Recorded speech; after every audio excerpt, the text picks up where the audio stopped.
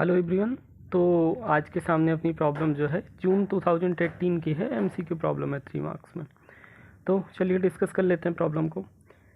Problem है आपके सामने, लेट एस इक्वल्स टू एक सेट डिफाइन किया गया है सच दैट कि इसमें ordered pairs X comma Y में एलिमेंट्स होंगे, और ये ऑर्डर्ड पेयर ऐसे होंगे कि x square plus Y square equals to 1/n² एक रिलेशन होल्ड करेगा दोनों एलिमेंट्स के बीच में, where n belongs to capital N means natural number के सेट को n आपका नेचुरल नंबर होगा।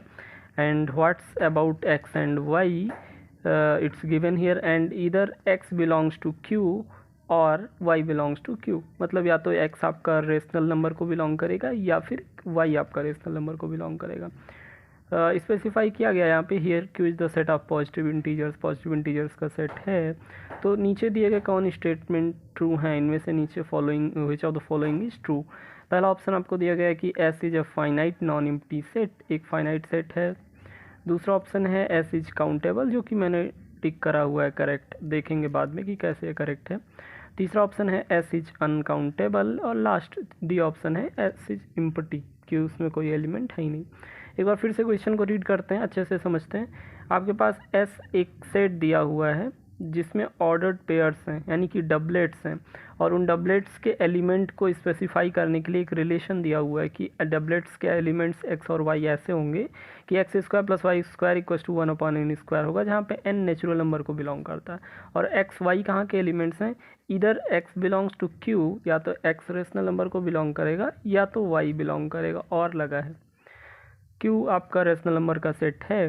तो चार ऑप्शन हैं कि S आपका फाइनाइट नॉन एम्प्टी सेट है, S काउंटेबल है, अनकाउंटेबल है, या एम्प्टी है। तो पूरे क्वेश्चन को रीड कर लेने के बाद ये तो पता चल गया कि थीम क्या है CSIR इस क्वेश्चन से आपकी किस नॉलेज को चेक करना चाह रहा है, किस टॉपिक पे बात करना चाह रहा है। तो बातचीत होने वाली है कि किसी भी सेट की कार्डिनलिटी क्या है। एक सेट डिफाइन करा है, उस सेट में ऑर्डर्ड पेयर्स जैसे एलिमेंट हैं, और उनको स्पेसिफाई कर दिया कि वो एक रिलेशन होल्ड करेगा X square plus Y square equal to 1/n², जहाँ पे एक्स रेशनल होगा या फिर वाई रेशनल होगा, और उस सेट की कार्डिनलिटी आपसे निकालने को बोल रहा है। तो इस क्वेश्चन के माध्यम से बेसिकली CSIR आपकी काउंटेबिलिटी अनकाउंटेबिलिटी की नॉलेज को चेक करना चाह रहा है, साथ में एक सेट की कार्डिनलिटी के बारे में पूछ रहा है कि अगर एक सेट दिया तो उसकी कार्डिनलिटी आप निकाल पाएंगे, और उसमें रास्ते में आपको यूज करना पड़ेगा काउंटेबिलिटी अनकाउंटेबिलिटी का कॉन्सेप्ट। तो चलिए देखते हैं कि क्या रिजल्ट्स याद होने चाहिए थे आपको और क्या आपको याद हैं। सेट एक आपको दिया गया है और उसकी कार्डिनलिटी निकालनी है। नेचुरल नंबर और इंटीजर्स की बात की गई है। दो सबसे इम्पॉर्टेंट बात आपको याद रहनी चाहिए थी, स्टार्ट फील्ड में मैंने लिखा है हमेशा की तरह, ये स्टार्ट फील्ड मैं इसलिए अपने नोट्स में इनपुट करता हूँ कि आप इनको हमेशा याद रखें। सिर्फ प्रॉब्लम डिस्कस कर लेना बड़ा इशू नहीं है, आपको हर जगह सॉल्व सोल्यूशन मिल जाएंगे, लेकिन मैटर ये करता है कि इस प्रॉब्लम से आपने सीखा क्या, इस तरह के प्रॉब्लम डील करते समय किन बातों का ध्यान रखना है। तो पहली एक इन्फॉर्मेशन, चूँकि नेचुरल नंबर और रेशनल नंबर के साथ डील करना है और काउंटेबिलिटी का टॉपिक है, तो आपको पता होना चाहिए कि नेचुरल नंबर और रेशनल नंबर्स का जो सेट है वो आपका काउंटेबल सेट होता है। काउंटेबिलिटी क्या है इस पे कभी समय रहने पे फिर बातचीत की जाएगी। फ़िलहाल के लिए बस इतना कि नेचुरल नंबर और रेशनल नंबर्स का जो सेट है वो काउंटेबल होता है, और काउंटेबल सेट्स भी दो प्रकार के होते हैं, या तो फाइनाइट होते हैं या काउंटेबली इनफाइनाइट होते हैं। तो ये दोनों फाइनाइट सेट्स नहीं है, ये काउंटेबली इनफाइनाइट सेट्स हैं, जो कि काउंटेबल सेट्स की कैटेगरी में आते हैं। काउंटेबल सेट्स के अंदर दो लोग रह सकते हैं, या तो वो जो फाइनाइट हैं या तो वो जो काउंटेबली इनफाइनाइट हैं। तो नेचुरल नंबर और रेशनल्स जो हैं ये आपके काउंटेबल सेट्स हैं, और ये फाइनाइट वाली कैटेगरी में नहीं है, ये काउंटेबली इनफाइनाइट वाली कैटेगरी में है। तो पहली ये इन्फॉर्मेशन आपके दिमाग में होनी चाहिए थी। दूसरी और एक इन्फॉर्मेशन आपके दिमाग में होनी चाहिए थी कि countable union of countable sets are countable.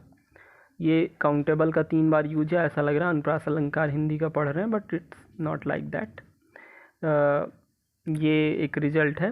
Countable union of countable sets are countable. कहने की बात ये है कि अगर जैसे नेचुरल नंबर का सेट आपका काउंटेबल है ना, इसका यूनियन ले लीजिए नेचुरल नंबर के साथ में, तो कितनी बार आपने यूनियन लिया, एक बार, दो सेट्स का यूनियन ले लिया आपने, एक बार फिर यूनियन ले लीजिए, 3 बार ले लिया आपने, ऐसे डॉट डॉट डॉट करते करते कितनी बार मैं बोल रहा हूँ कि जितनी नेचुरल नंबर हैं उतनी बार आप यूनियन लगा दीजिए, एक बार, दो बार, ऐसे करते करते नेचुरल नंबर आपके कितने हैं, काउंटेबली इनफाइनाइट है ना, अलिफ नॉट एक्चुअल में कार्डिनलिटी होती है नेचुरल नंबर की।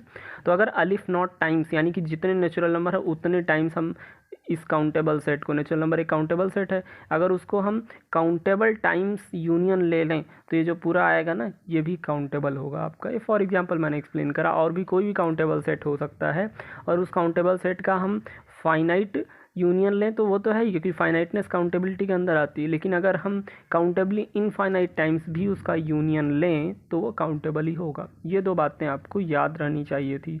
नंबर एक, नेचुरल नंबर और रेशनल्स काउंटेबल होते हैं, मोर स्पेसिफिकली अगर कहिए तो काउंटेबली इनफाइनाइट होते हैं। Countable union of countable sets हमेशा काउंटेबल होते हैं। अब हम आगे की बात कर सकते हैं। एक बार अपने प्रॉब्लम को फिर से देख लीजिए।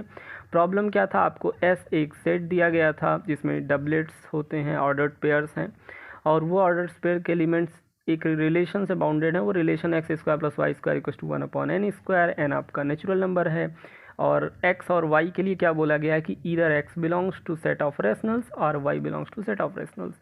और फिर आपको कार्डिनलिटी पे बात करनी है कि उसमें काउंटेबल जो आपका ऐसे काउंटेबल है, अनकाउंटेबल है, फाइनाइट है, इम्पटी है, कैसा।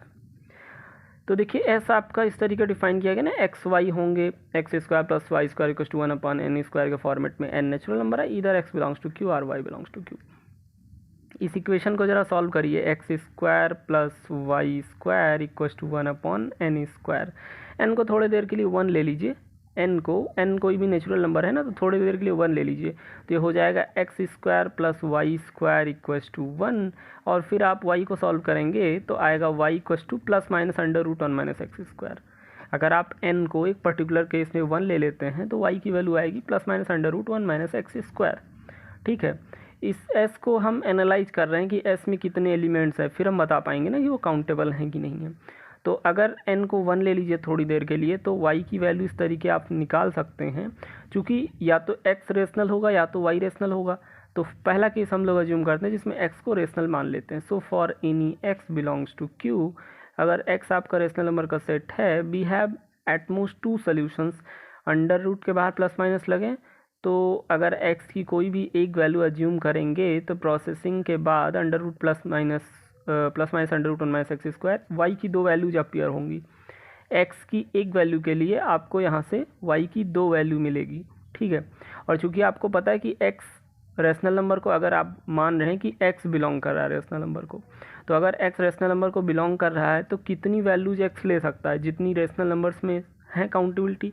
और रेशनल नंबर की काउंटेबिलिटी कितनी होगी, जितनी नेचुरल नंबर की होगी, क्योंकि दोनों काउंटेबल सेट्स हैं। और नेचुरल नंबर की कार्डिनलिटी अलिफ नॉट होती, जो कि एक ट्रांसफाइनाइट नंबर है। ट्रांसफाइनाइट नंबर्स ऐसे नंबर्स होते हैं जो एक्चुअल इन्फिनिटी से छोटे होते हैं, लेकिन बाकी सारे well known real number, complex number, natural number सबसे बड़े होते हैं। ट्रांसफाइनाइट नंबर्स ऐसे नंबर्स होते हैं जो एक्चुअल इन्फिनिटी से छोटे होते हैं, लेकिन बाकी सारे नंबर्स से बड़े होते हैं। नेचुरल नंबर या फिर वो सारे सेट्स जो काउंटेबल हैं उनकी कार्डिनलिटी अलिफ नॉट होती है। तो रेशनल भी आपका काउंटेबल है, अभी कुछ देर पहले मैंने आपको इन्फॉर्मेशन दी, तो इसकी कार्डिनलिटी अलिफ नॉट होगी, जो कि एक ट्रांसफाइनाइट नंबर है। तो बात ये चल रही थी कि अपने इस s को हम एनालाइज कर रहे थे थोड़ी देर के लिए, तो जब n को हमने 1 लिया पर्टिकुलर केस में, तो y के लिए 2 वैल्यूज आ रही हैं, मतलब x को एक वैल्यू दोगे तो y की 2 वैल्यू मिलेगी। ठीक है, तो x को कितनी वैल्यू दे सकते हो, x को उतनी वैल्यू दे सकते हो जितनी रेशनल नंबर में हैं। तो रेशनल नंबर में अलिफ नॉट वैल्यूज हैं ट्रांसफाइनाइट नंबर, तो इसका मतलब 2 टाइम्स अलिफ नॉट वैल्यूज आपका y ले सकता है। ठीक है, क्योंकि अलिफ नॉट एक ट्रांसफाइनाइट नंबर है। ट्रांसफाइनाइट नंबर एक्चुअल नंबर से बड़े होते हैं, बट जो एक्चुअल सुपर इन्फिनिटी है उससे छोटे होते हैं। काउंटेबल सेट है तो अलिफ नॉट को आप इसका मतलब काउंट कर सकते हो। अब ये हुआ इसका मतलब कि अगर n को नेचुरल नंबर ढेर सारे हो सकते हैं, मैंने जैसे 1 लेके फिक्स कराया, तो n को आप k ले लीजिए, एक फिक्स्ड नेचुरल नंबर 5, 7, 10 कोई भी एक फिक्स्ड नेचुरल नंबर अगर ले लेंगे तो उस नेचुरल नंबर के करस्पॉन्डिंग ये रिलेशन डिफाइन हो पाएगा, और इस रिलेशन के करस्पॉन्डिंग हम बात कर पाएंगे कि कितने x और कितने y आपको मिल रहे हैं। तो कुछ देर के लिए सबसे पहले जैसे मैंने यहाँ पे n को 1 मान के किया, अब क्या करते हैं, जनरल टॉक करते हैं। कुछ देर के लिए नेचुरल नंबर में कोई एक वैल्यू k फिक्स्ड कर लीजिए, तो इस k के करस्पॉन्डिंग s का एक स्ट्रक्चर बनेगा एस के टाइप का, जहाँ पे एक्स वाई ऐसे होंगे कि x square plus Y square equals to 1/k²। और कुछ देर के लिए हमें दिया गया था ना कि या तो एक्स क्यू होगा या तो वाई क्यू होगा, तो एक्स को क्यू मान लेते हैं कि एक्स आपका रेशनल्स के सेट से आ रहा है। तो ये जो सेट बना है ना एक्स वाई डबलेट्स का, ये काउंटेबल हो जाएगा for a fixed natural number के। क्यों? क्योंकि अगर आप एक फिक्स्ड नेचुरल नंबर के ले लेंगे, मान लीजिए आपने 3 ले लिया, तो आपके पास रिलेशन बना x square plus Y square equals to 3। इसका मतलब y equal to plus minus √3 minus x square. तो एक्स की क्यू वैल्यूज आप ले सकते हैं और उनके करस्पॉन्डिंग वाई की दोगुनी वैल्यूज आएंगी, क्योंकि बाहर प्लस माइनस लगा हुआ है। और क्यू का मतलब है अलिफ नॉट, तो वाई की वैल्यूज 2 टाइम्स यानी 2 अलिफ नॉट आएंगी। तो एक्स वाई की कितने पेयर बनेंगे, अलिफ नॉट 2 अलिफ नॉट टाइम्स पेयर आप बना सकते हैं। चूँकि अलिफ नॉट आपका ट्रांसफाइनाइट नंबर है, काउंटेबिलिटी के दायरे में वो आता है। तो इसका मतलब एक फिक्स नेचुरल नंबर के लिए आप ये कितने एक्स और कितने वाई ये काउंट कर सकते हैं। तो ये आपका काउंटेबल हो गया। अगर एस के आपका काउंटेबल हो गया, बिकॉज फॉर अ फिक्स्ड के, मैंने यहाँ पे लिखा है कि एक फिक्स्ड नेचुरल नंबर के लिए एक्स कितनी वैल्यूज ले सकता है, x can takes values from q which is countable and y can take only 2 values at most। y ज़्यादा से ज़्यादा 2 वैल्यूज एक x के लिए ले सकता है और हमारे पास x जो है वो q के बराबर है। तो इस तरीके ये एक फिक्स्ड नेचुरल नंबर के लिए जो x के आया ये काउंटेबल है। अभी कुछ देर पहले मैंने आपको बोला था countable union of countable sets are countable, countable union of countable sets are countable. तो अगर इसके एक नेचुरल नंबर था, अब मैं कहता हूँ कि सारे नेचुरल नंबर के लिए अलग अलग सेट बनाइए। ये एक फिक्स नेचुरल नंबर के लिए सेट बना, ठीक है, S2 मान लीजिए, 2 नेचुरल नंबर आपने लिया, S3 S4 S5 ऐसे जितने नेचुरल नंबर है सबके लिए आप S बना लीजिए। तो वो सारे नेचुरल नंबर्स के लिए जो Sn आप बनाएंगे, जब उनका यूनियन लेंगे ना, तो एक सेट मान लीजिए बनेगा S'। चूँकि कितना यूनियन आप ले रहे हैं, जितने नेचुरल नंबर हैं उतनी बार यूनियन ले रहे हैं और वो नेचुरल नंबर काउंटेबल होते हैं। तो countable union of countable sets are countable, इसलिए जो S' हो गया आपका ये भी काउंटेबल हो गया। अभी तक बात सिर्फ x की हो रही थी। जब हमने x को q से लिया तो इतनी सारी कहानी आई। अब ऐसे हम सिमिलरली y की बात कर सकते हैं। अब हम क्या कर सकते हैं, similarly for any y belongs to q। अब हम क्या करें, y को कोई रेशनल नंबर ले लें। शुरुआत में बोला गया था ना, either x belongs to q और y बिलोंग्स टू q। तो हमने एक बार x को q में बिलोंग करा के केस डिस्कस कर लिया, तो एक काउंटेबल सेट आया। अब y को अगर q में बिलोंग करेंगे तो again we have 2 solutions for x। अभी तक जो कहानी y के लिए हो रही थी अब वही x के लिए होगी। फिर हम एक नेचुरल नंबर फिक्स करेंगे, s के डिफाइन करेंगे, और अगर y अब की बार x नहीं, अब की बार अगर y रेशनल नंबर को बिलोंग कर रहा है तो 2 टाइम्स x की पॉसिबिलिटी होगी। और चूंकि रेशनल को बिलोंग कर रहा तो काउंटेबिलिटी है, फिर से आपको एक्स वाई के पेयर्स जो है फाइनाइट मिल जाएंगे, काउंटेबल मिल जाएंगे। तो एस के फिर से आपका काउंटेबल हो जाएगा और अगेन आप इनका काउंटेबल यूनियन ले लेंगे नेचुरल नंबर के ऊपर, तो ये काउंटेबल बन जाएगा। S' आपका x के लिए पॉसिबल केसेस थे, S" आपके y जब रेशनल को बिलोंग कर रहा है, और दोनों का फिर से यूनियन कर लीजिए। दोनों काउंटेबल हैं तो उनकी फाइनाइट यूनियन भी काउंटेबल होगा। इसका मतलब फाइनली जो सेट S आपका दिया गया है वो काउंटेबल सेट है। मैं ये मान के ये एक्सप्लेनेशन दे रहा हूँ कि आपको काउंटेबिलिटी अनकाउंटेबिलिटी की थोड़ी बहुत नॉलेज है, मैंने उस लेवल पे एक्सप्लेन करा।